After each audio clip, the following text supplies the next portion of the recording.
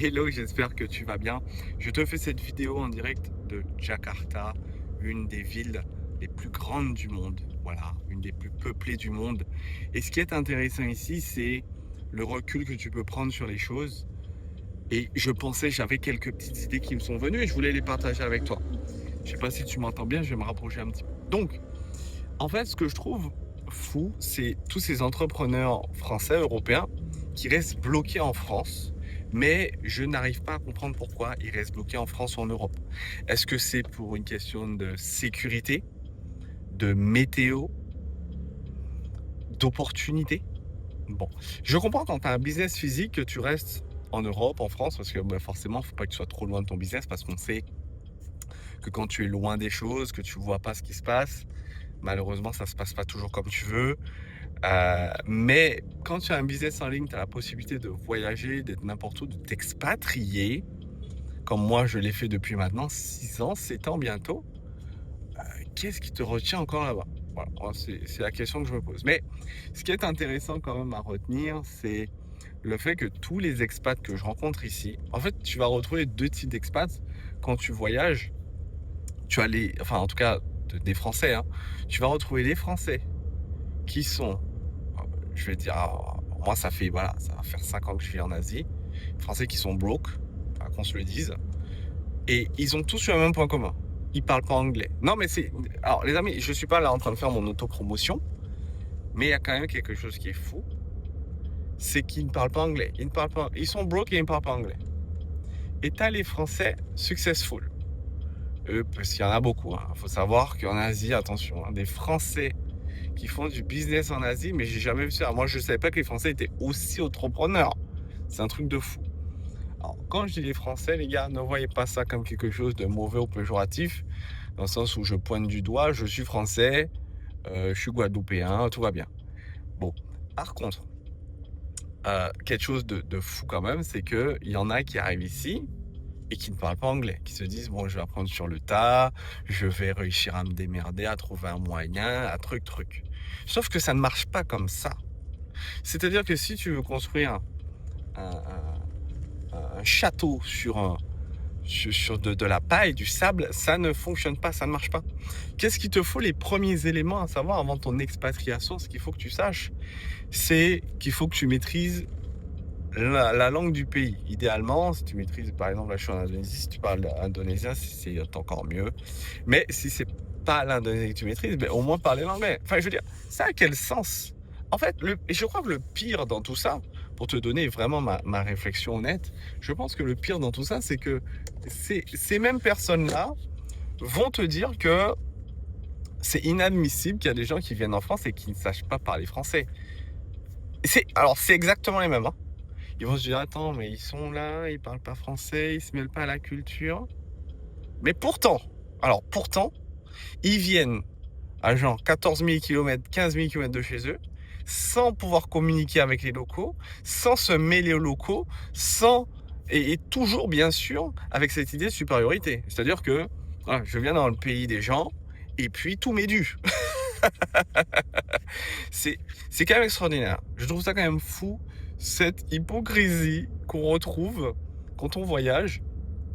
Euh, les gars, c'est dingue. Ils sont là, ils vont cracher sur les Algériens et les Marocains qui viennent en France, dans des sites, dans des positions pas toujours très confortables à la base, hein, parce que voilà, on connaît.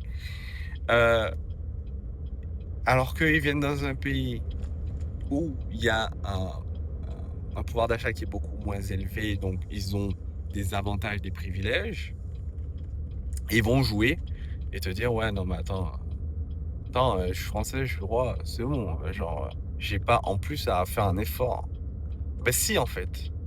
Si aujourd'hui, tu as cette idée de venir dans, dans ce mood où tu te dis, ouais, mais tout m'est dû, tu vas pas te plaire ici. Franchement, tu vas vite rentrer en France, hein. Ah ouais, ça c'est sûr. J'en ai vu beaucoup. Ils arrivent. On les appelle les wannabe preneurs. C'est des gens qui arrivent en Asie et vont faire semblant. Voilà, c'est des acteurs. Oui, j'ai un business, oui, j'ai ci, oui, j'ai ça. Alors, comment repérer le vrai du faux? Tu leur demandes simplement où ils vivent. À partir du moment où on colloque maison d'hôte, auberge, tu sais déjà. Tu as déjà compris à qui tu parles. Voilà, à partir de là, c'est le moyen de les détecter. Sinon, ceux qui sont vraiment en place, deuxième moyen de les repérer, c'est qu'ils parlent anglais. Tu parles anglais, tu peux correspondre, tu peux faire des choses. Et là, ça donne une autre dimension. Et là, tu peux venir faire du business. Et là, tu peux vraiment faire du business. Apprendre la langue locale, c'est encore un autre step qui est, moi, je trouve indispensable. Mais il y en a beaucoup qui font pas l'effort ou qui ne la parlent pas. Bon, après, ici, l'avantage, c'est que ils parlent beaucoup anglais. Donc, finalement, ça passe. Ça passe. Mais moi, ce que je veux te faire passer dans cette vidéo, c'est il n'y a rien qui t'oblige aujourd'hui à rester dans le cadre dans lequel tu es. Si tu ne vois pas d'avantage forcément, si tu as compris que l'anglophonie, pas forcément, là je parle d'Asie parce que j'y vis et j'adore, mais si aujourd'hui, toi, ton désir, c'est de pouvoir t'étendre, kiffer, rencontrer, faire de l'argent, apprends l'anglais. C'est indispensable. Indispensable. Apprends l'anglais et tu vas pouvoir développer du business, que ce soit en local ou même à l'international. Aujourd'hui, les gens qui parlent anglais, c'est 2,2 milliards de personnes quand même. C'est pas négligeable. On parle pas de 150 millions. La francophonie, c'est 150 millions de personnes. La dernière fois, ils ont sorti, il y a Go Decrypt qui sort un article, qui sort un post, 4e langue la plus parlée au monde. Mais il en fait quoi des autres langues? N'importe quoi. 4e langue la plus parlée, français. Mais bien sûr. Non, mais il faut revoir les chiffres. Donc, franchement, apprends l'anglais pour les opportunités de travail, pour tout en fait, pour ton quotidien. Si tu veux faire à l'étranger, si tu veux faire plus de business, on parle de 10 fois plus de business. C'est-à-dire que si aujourd'hui, on parle d'à peu près de 200 millions de francophones sur Terre, ok? Si aujourd'hui, ton business, tu fais 100 000 euros par mois, rien qu'avec l'anglais, qui est multiplié par 10, voilà, tu transposes juste, tu fais la même chose, tu transposes, ben, tu fais déjà 1 million. Imaginons, tu faisais 100 000 l'année, 100 000 le mois, ben là tu passes à 1 million. Un M, comme on dit. C'est quand même un truc de fou. C'est quand même un truc de fou. Donc moi, si j'ai vraiment un conseil à te donner maintenant, c'est arrête de négliger cette compétence. C'est la compétence numéro 1. Aujourd'hui, tous les coachs que tu vois sur le marché français, hein, tu peux tous les regarder. Tous ceux que tu veux. Max Piccini, enfin, je ne vais pas citer de nom. Je pense que c'est pas la peine. Où est-ce qu'ils s'inspirent? Ils s'inspirent d'où? Du sud-ouest de la France, d'Oléron? Ils s'inspirent des Québécois? Ils s'inspirent de qui? Ils s'inspirent des Américains. Aujourd'hui, il y a des coachs que je suis sur les réseaux sociaux. Pourquoi ils ont des clients? Comment ils ont des clients? Où ils prennent l'inspiration? Pourquoi les clients les rejoignent dans leurs accompagnements? Parce qu'ils utilisent des techniques américaines. Les Américains sont... Alors là, ce qui se passe, en fait, ce qui est en train de se passer, au niveau des mœurs, de l'avancée de technologie et autres, aujourd'hui, on peut voir. Les Américains sont numéro 1 en marketing. Marketing, vente, tout vient des États-Unis. Meta, cite-moi un réseau social, cite-moi un site français qui a pignon sur rue dans le monde. Et me cite pas Blablacar. Cite-moi un seul site français. Tu vas me dire quoi? Back Market? Non, c'est qu'en France. Cite-moi un site français. Zalando? Non, c'est pareil. France, Europe à la limite. Tu vas me dire quoi? Vinted? Les gars, marketing, États-Unis. Technologie, Chine. Cosmétiques, Corée. Hôpitaux, etc. Dernières avancées, santé, Thaïlande. Services,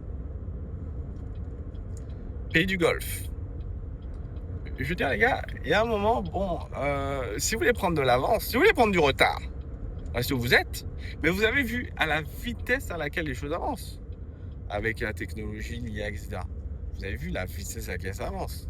Si vous voulez prendre du retard, restez là, pas bouger, pas de souci, tout va bien se passer. Je sais pas trop pour combien de temps, mais voilà, disons ça comme ça. Si vous voulez aller plus vite, si vous voulez avoir un temps d'avance, parce qu'aujourd'hui, quand tu es entrepreneur, tu es obligé d'anticiper. Tu es obligé d'avoir un temps d'avance, d'anticiper, ok, je vais faire ça, je vais faire ci, je vais bosser comme ça, je vais bosser comme ci, pour justement prendre une distance sur tes concurrents, comme moi je le fais avec l'anglais. Les concurrents sont 100 ans en arrière, ouais, ils sont pas prêts. Et je travaille pour ça, hein, je travaille pour qu'ils soient pas prêts. Et tous les jours et toutes les semaines, je réfléchis justement à faire en sorte de gagner du terrain, tout le temps. Là, les gars, ce que je suis en train de vous dire, c'est puissant. C'est-à-dire que ce qui se passe, ce qui est en train de se passer, c'est qu'il y a deux clans, comme un peu comme dans le sociétal actuel. Comme en Indonésie, j'ai l'impression qu'ici, tu n'as pas de classe moyenne. Et c'est ce qui va se passer. Tu n'auras pas d'entre-deux. Tu auras soit des gens qui cartonnent, soit des gens. Avec ce qui est en train de se passer, ça crée les inégalités. Et c'est ce qui va se passer. C'est-à-dire que l'IA est en train de créer ça. Et c'est pour ça que c'est aussi problématique aux yeux de beaucoup de monde. C'est-à-dire que ça trigger beaucoup trop. Beaucoup trop. Donc, à l'ère d'aujourd'hui, je t'assure d'une chose, c'est que parler anglais, c'est plus un plus. Franchement, je te jure qu'à l'époque, il n'y a pas si longtemps, tu sais, moi je suis dans la formation, ça fait 8 ans, ça va faire 9 ans. Il y a 8 ans, 9 ans, c'était un plus. C'était, ah cool, tu parles anglais, c'est génial, etc. Magnifique. C'est un plus. Dans les jobs, dans les entreprises, des clients qui venaient vers moi, oui, mais j'aimerais bien parler un peu plus parce que j'aimerais bien évoluer.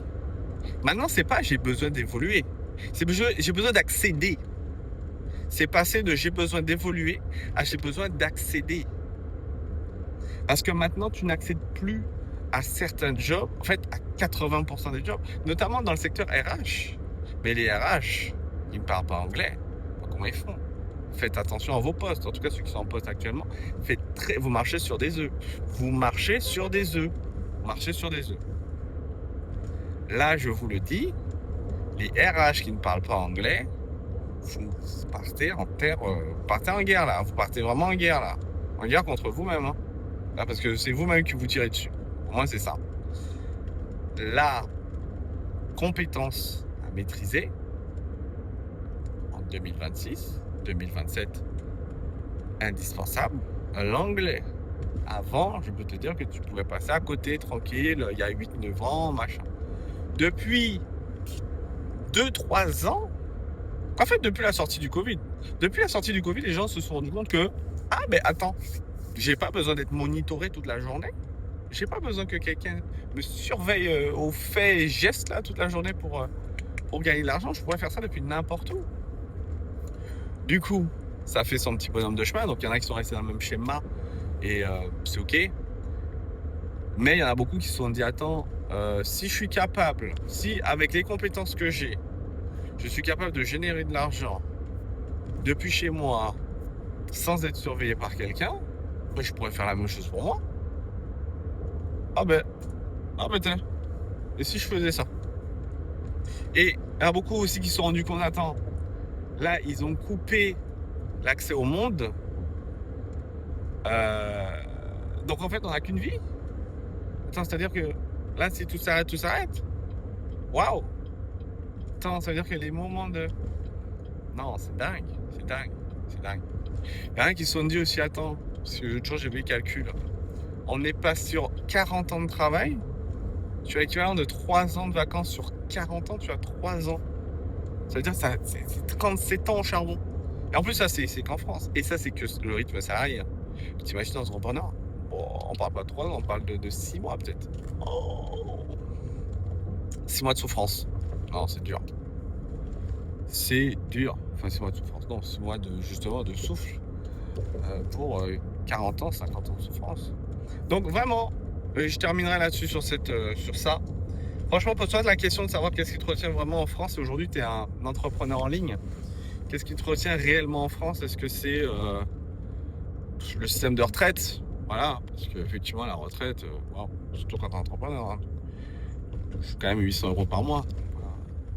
Voilà, donc on a compris que vaut mieux faire de la retraite par capitalisation. Je pense qu'en tant qu'entrepreneur, tu es un petit peu au fait de ça. C'est peut-être le système de santé. Bon, j'ai envie de te dire, je me suis fait opérer il y a 1 an et demi ici. À l'époque, j'ai fait un accident. Je peux te dire un truc, ils sont efficaces. Ils sont efficaces. Et j'ai été remboursé à 100%. Je paye 1 000 € par an. Je paye 1 000 € par an, même pas. 900 €. 900 € par an. Pour ça. Incroyable. J'en ai eu pour 25 000 € quand même. Ils ont tout payé, ils ont tout avancé même. Incroyable. C'est peut-être le système de santé qui te retient en France.